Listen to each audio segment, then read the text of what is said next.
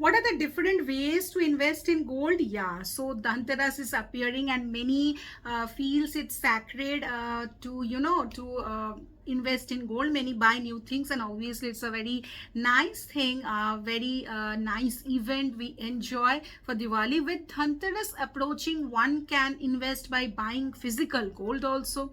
Correct. One can buy the digital gold. Correct. Wherein the platform holds the investors gold until they decide to sell or transform it into physical form. So gold exchange traded funds allow investors to benefit from the movements in gold prices without holding the metal.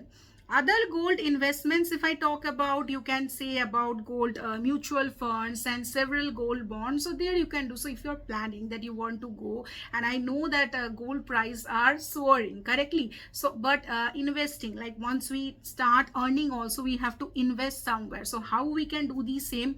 We can invest by buying physical gold. One can buy digital gold, wherein the platform holds the investors gold until you are not willing to sell it. So it's a very nice opportunity. You can try if you haven't. This is one of the way we can also invest in gold, digital gold, but we are investing in gold.